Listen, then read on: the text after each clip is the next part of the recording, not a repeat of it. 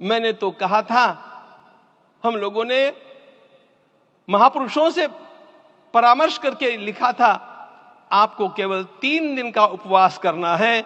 आपने 11 दिन का संपूर्ण उपोषण किया। हमने 11 दिन एक भुक्त रहने के लिए कहा था, उन्होंने अन्न का ही त्याग कर दिया। महाभारत में कहा गया है, अनशन यह सबसे बड़ा तप है, अनशन। और उसको उनके जीवन में साकार होते हुए मैंने केवल देखा नहीं, मैं थोड़ा तार्किक हूं। आपकी परम पूजनीय माता जी से मिलकर के मैंने उसको रिकन्फर्म भी किया था कि आपका यह अभ्यास 40 वर्षों का है।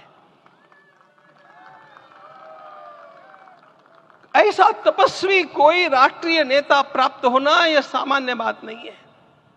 वे इन दिनों में हमने कहा था कि आपको विदेश प्रवास नहीं करना चाहिए, क्योंकि सांसर्गिक दोष भी आते हैं।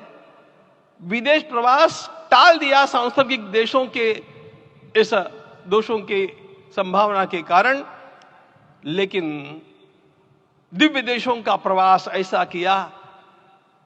नासिक से आरंभ किया, गुरुवायूर गए, श्रीरंगम गए, रामेश्वरम गए।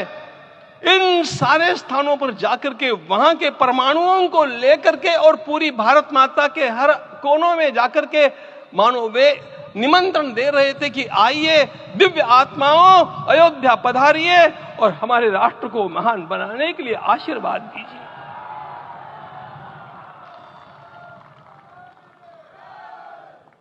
हमने केवल कहा था 3 दिनों तक आपको भूमि शयन करना चाहिए। 11 दिनों से आप भूमि शयन कर रहे हैं। इस कड़कड़ाती ठंड में इस प्रकार का शयन करना, मित्रों, ब्रह्मा जी ने सृष्टि को निर्माण किया। उस समय उन्होंने एक शब्द को सुना था। भारत की संस्कृति का सबसे मूल शब्द है तप, तप इति। हमारे पूज्य गुरुदेव के गुरुदेव परम गुरु कहा करते थे, कांची के परमाचार्य जी महाराज, तपश्चर।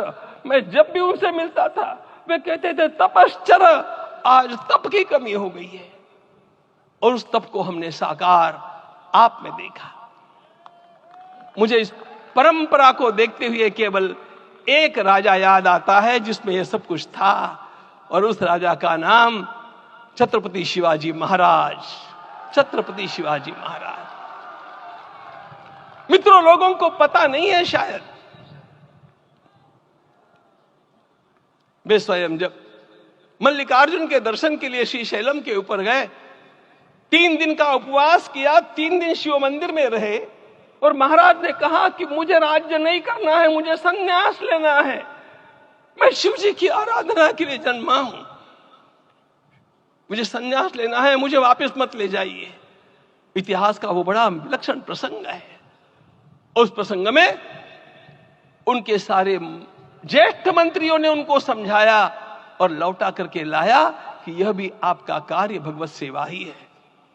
आज हम लोगों को उसी प्रकार के एक महापुरुष ऐसे प्राप्त हुए हैं जिसको भगवती जगदम्बा ने स्वयं हिमालय से लौटा करके भेज दिया कि जाओ भारत माता की सेवा करो।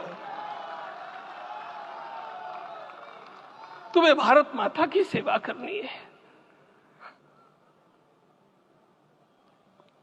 मैं अपने को कभी श्रद्धा रखने के बारे में भावुक नहीं पाता हूं, लेकिन कुछ स्थान ऐसे होते हैं जहां पर आदर के साथ अपना मस्तक अपने आप झुक जाता है। ऐसा एक स्थान हम लोगों को उच्च पदस्थ इस राजर्षि ने जब दिखाया तो मुझे छत्रपति शिवाजी महाराज के गुरु समर्थ रामदास स्वामी महाराज की याद आ गई।